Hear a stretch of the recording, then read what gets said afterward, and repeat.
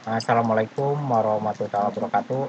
Perkenalkan, nama saya Asif Purnama dari jurusan Teknik Informatika semester 6. Di sini saya akan menjelaskan materi tentang sistem terintegrasi dalam rangka memenuhi salah satu ujian tengah semester mata kuliah sistem integrasi. Langsung aja ke materi. Di sini saya akan membahas tentang sistem file terdistribusi.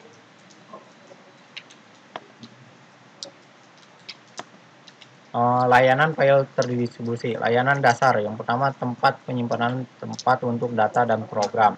Operasi terhadap file, create, open, dan read. Yang ketiga ada multi-thread remote client dengan internet.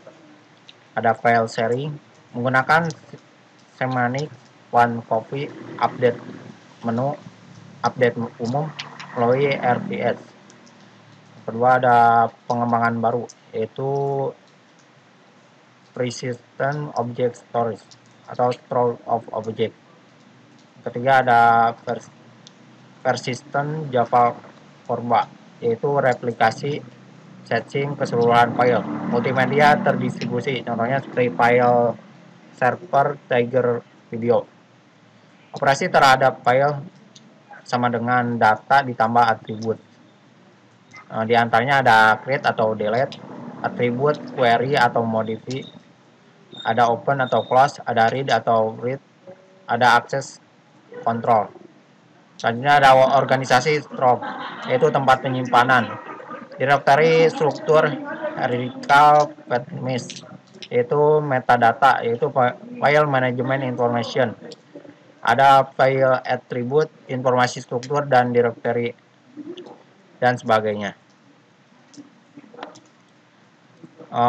Ini adalah satu contoh file atribut, diantaranya ada file length, fraction time step, read time step, write time step, ada atribut time step, ada reference sound, ada owner, ada file tipe, ada access control list. Ini ada struktur bertingkat sistem file, ada directory modul, file modul, access control modul, serta file access modul, block modul, serta device modul. Konsentrasi pada tingkat yang lebih tinggi, yaitu kebutuhan sistem file terdistribusi. Transversi adalah silent, tidak perlu tahu terhadap bentuk atau mekanisme distribusi. Pertama ada akses transparency, ada location transparency, ada mobility transparency, ada performance transparency, serta ada scaling transparency. Selanjutnya kebutuhan lain ada concurrent, file update, peer replication, heterogeneity, fault tolerance, konsistensi, ada security, dan efisiensi. Ada opsi perancangan layanan file yaitu stateful. Ada di antara stateful ada sistem menyimpan informasi tentang file yang open posisi sekarang atau current position dan file logs. Open dibuka sebelum akses dan kemudian ditutup. Ada performa yang lebih baik, pesan yang lebih pendek, dimungkinkan untuk read ahead server file kehilangan state atau client flare table file up, menyediakan file logs. Selanjutnya di dalam opsi perancangan itu ada stateless. Server tidak menyimpan state informasi. File operation idempotent harus mengandung semua yang diperlukan, yaitu longer message. Rancangan file server yang lebih simpel dapat dengan mudah di recovery dengan client atau server crash. Dapat dengan mudah di recovery.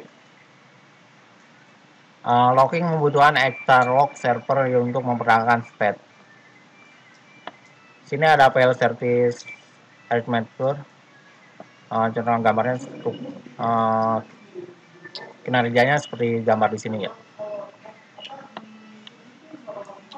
Selanjutnya ada struktur file server. Yaitu diantaranya ada komponen, dan komponen itu ada layanan flat file, yaitu ada operation pada file convert, on query identification, ada penerjemahan dari UVID ke lokasi file.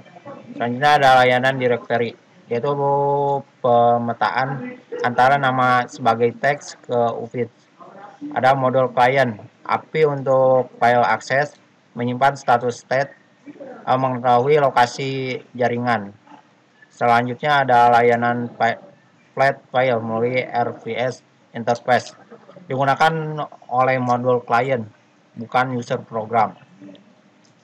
Ada file, diantaranya ada file, yaitu berfungsi sebagai mendefinisikan file secara tunggal. Selanjutnya mengirim pesan and file. Jika file tidak ada atau akses yang tidak wajar, yaitu ada read, write, yaitu ada create atau delete. Selanjutnya ada no open atau close, akses secara langsung dan secara segera dengan file.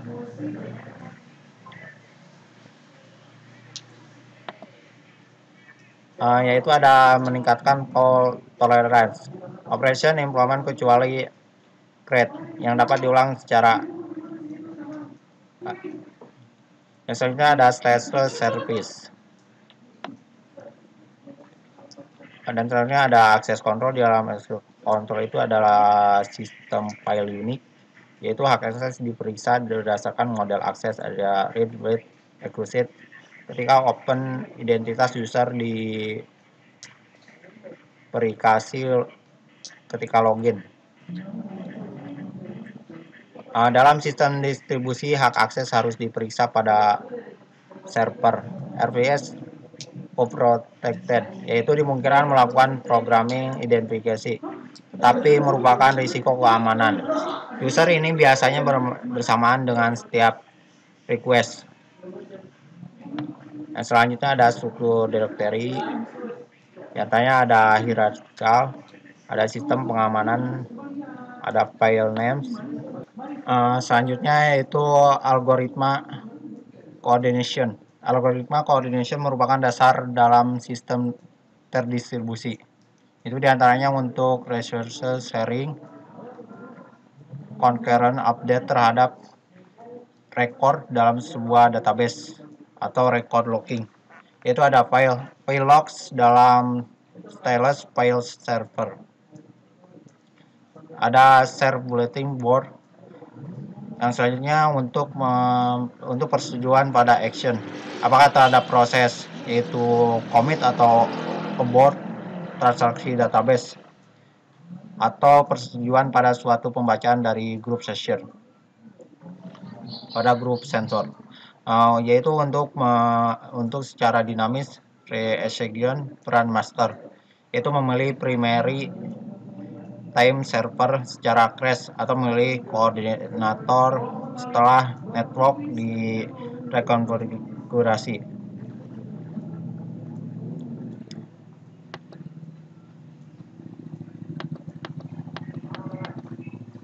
Ada yang selanjutnya ada kesulitan yang akan dijumpai, yaitu tidak sesuai untuk solusi terpusat, tidak sesuai untuk pixel, tidak sesuai untuk master slave arrangement, yaitu dan topologi jaringan yang bervariasi, toleransi pluralitas jika dimungkinkan, yaitu proses crash improbability result, serta mutual exclusion, leader exclusion, konsensus juga disebut arrangement. Selanjutnya asumsi file rule. Diasumsikan reversible link, tetapi dimungkinkan terjadi proses crash. Itu ada layanan pendeteksian failure, ada proses mengirim pesan P is her setiap test, failure detection merekam replace, itu ada observasi failure. Komunikasi antar proses atau interprocess communication, API untuk pemrograman internet. Ini adalah suatu gambaran sistemnya, Itu ada application service, RMA, and RSVC. Di sini ada request reply protocol, ada UDP dan TCP. Komunikasi antar proses yaitu inter-process communication. Itu sistem terdistribusi, yaitu terdiri dari komponen pemroses objek yang berkomunikasi untuk konversasi dan sinkronisasi. Melakukan pengiriman pesan message passing karena tidak terdapat share memory. Yaitu middleware menyediakan dukungan bahasa pemrograman yang memiliki sifat tidak mendukung low level, motivated, dan primitif, yang membuka fungsi sistem operasi yang mengimplementasikan hyper level, language, primitive, dan private data.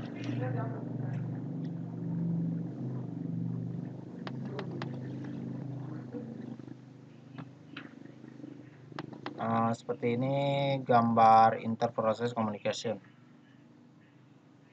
Sini ada gambarnya. Communication service tipe ada connection, yaitu DP, yaitu untuk send and fly, pengiriman yang reliable, ada efisien dan mudah diimplementasikan. Yang kedua ada connection oriented, yaitu TCP, itu menjamin reliability, kurang efisien, butuh memori dan time overhead untuk error correction. Selanjutnya communication service type, yaitu connectionless service UDP, user datagram protocol. Message dimungkinkan hilang, duplication delivered out of order tanpa memberitahu ke user, yaitu tidak memelihara state information sehingga tidak dapat mendeteksi loss, duplicate, dan out of order message. Setiap message mengandung alamat sumber dan tujuan.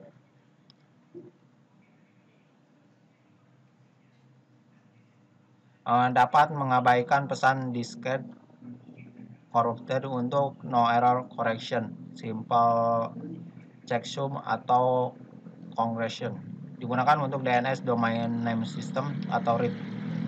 Selanjutnya connection oriented service TCP, transmission control protocol, yaitu menyediakan data stream connection untuk meyakinkan reliable pada urutan pengirim. Ada error checking dan reporting pada kedua sisi. Ada menyesuaikan kecepatan, termasuk sending window.